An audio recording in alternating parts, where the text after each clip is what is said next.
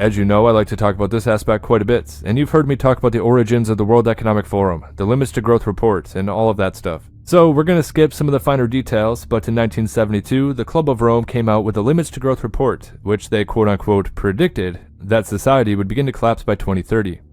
And the reason being, well, they claim that it's due to the discrepancy between resource scarcity and population growth. So, we should probably ask ourselves, were they just incredibly accurate with their timeline prediction for the breakdown of society? Or on the other hand, was it engineered to fit their transition plan? I mean, come on, based on everything they get wrong with their prediction models, I don't really think we're going out on a limb to suggest that it's pretty far-fetched to believe that this one time, miraculously, this prediction is the one time they nailed it. So, yeah, besides that, they openly talk about their blueprint for changing the world, and are following it to a T. However, to me, the real insidious aspect is the psychological manipulation that goes into this, something they are also pretty open about. It seems like they really believe this old, I don't even know what you would call it, a proverb of sorts. And I quote, "Civilizations need a myth to live," end of quote. So as a follow-up to the Limits to Growth, the Club of Rome came out with a book entitled The Final Global Revolution. This was written by Alexander King and Bertrand Schneider. And on the back of the book, it talks about the Club of Rome, and I quote, "Alexander King, one of Britain's most respected scientists, is a founding member of the Club of Rome, which includes among its members many public figures, business and industrial leaders, scientists, heads of state. Bertrand Schneider, the Club of Rome Secretary General, is also a fellow at the World Academy of Art and Science." So yeah, these dudes are certified Illuminati, alright? I'm just kidding, by the way, don't get hung up on that. Well, I'm half kidding, okay? I'm half kidding. Anyway, my point is that in this book they lay out the plan to enable this agenda to move forward. In searching for a new enemy to unite us, we came up with the idea that pollution, the threat of global warming, water shortages, famine, and the like would fit the bill. All these dangers are caused by human intervention. The real enemy then is humanity itself, end of quote. So, remember my point about how civilizations need a myth to live? Well, yeah, I guess they took that one real serious. Now, okay, so to understand how this all plays a role, well, the World Economic Forum began as the brainchild of the Council on Foreign Relations and Henry Kissinger. You see, Henry Kissinger was Klaus Schwab's mentor, and they met at Harvard. The first World Economic Forum meeting was back in 1971. However, it was the third meeting that really set everything in motion. Yes, the mainline speaker for that event was a man named Aurelio Pesci, another depopulationist who was also a founding member of the Club of Rome. And I quote from the World Economic Forum website, 1973, a prescient warning on the environment. So two developments distinguished the third Davos meeting. First, Aurelio Pesci, the Italian industrialist, delivered a speech on his book, The Limits to Growth, which had caused a sensation by calling into question the sustainability of global economic growth. The authors outlined the choices that society had to make to reconcile economic development and environmental constraints. And then, Klaus Schwab goes on to talk about the Davos Manifesto, which also originated from that meeting in 1973. And he talks about how they're going to update their Davos Manifesto for the 50th anniversary of the World Economic Forum. And yes, Klaus. No one gives a shit.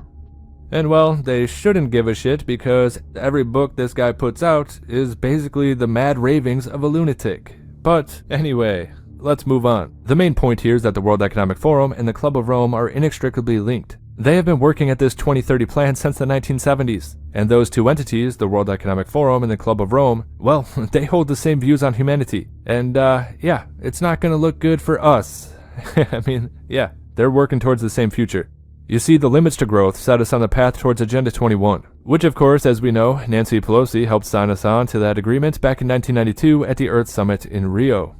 However, from there, Agenda 21 quickly became what is commonly known as Agenda 2030.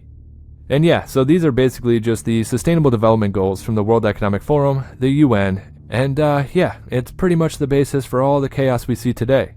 From the Ukraine-Russia war to the global economic destabilization, the civil unrest, and yes, the rise of authoritarian governments as well. But that's not all. Yes, they can also be attributed to the rise of authoritarian thinking just within the masses. And the reason being is because they have instilled these core tenets to their ideology throughout public education. As they said, they sought a new enemy, and the enemy is humanity.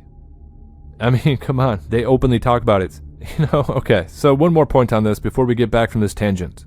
Environmentalism is not the problem. I don't know one person that does not want to solve pollution, protect rainforests, clean up the oceans, figure out a way to stop microplastics from pretty much destroying everything. We're all for that. But the problem is that they're using those to manipulate people, using that sentiment. Yes, I do believe. The most significant danger to our world is the power-mad sociopaths who will subjugate the world to their will. And they're going to do it all for their new economic order. Now, to any who actually do believe the narrative, I don't know what to tell you. Carbon markets and social credit scores are not going to change the climate. It's just a ruse to control you.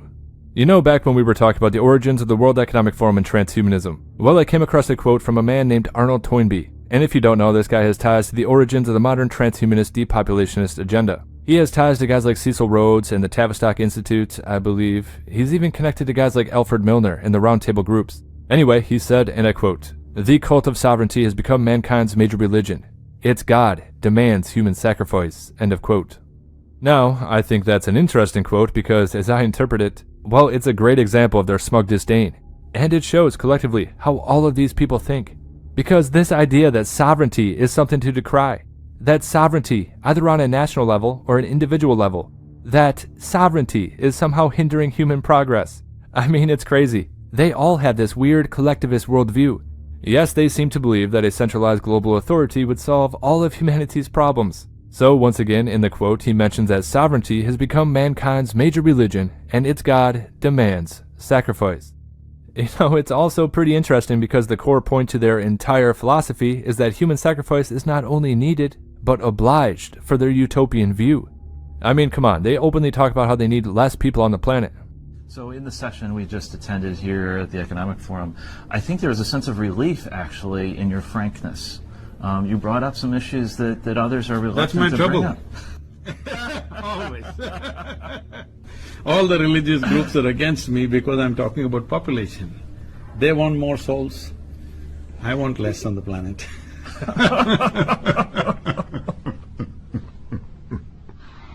So that's what I hope for.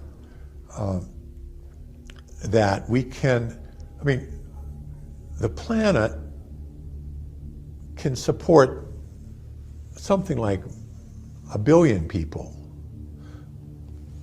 maybe 2 billion, depending on how much liberty and how much material consumption you want to have. If you want more liberty and more consumption, you have to have fewer people. And conversely, you can have more people. I mean, we could even have 8 or 9 billion probably if we have a very strong dictatorship, which is smart. And the idea that global government would stop conflict is pretty damn funny. I mean, of course, to strip the world of autonomy and force a belief system, what could go wrong?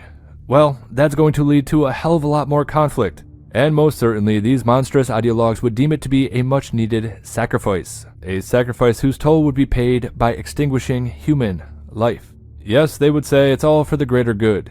And actually, we are seeing this happen right now as they send hundreds of thousands of people to their death in Ukraine.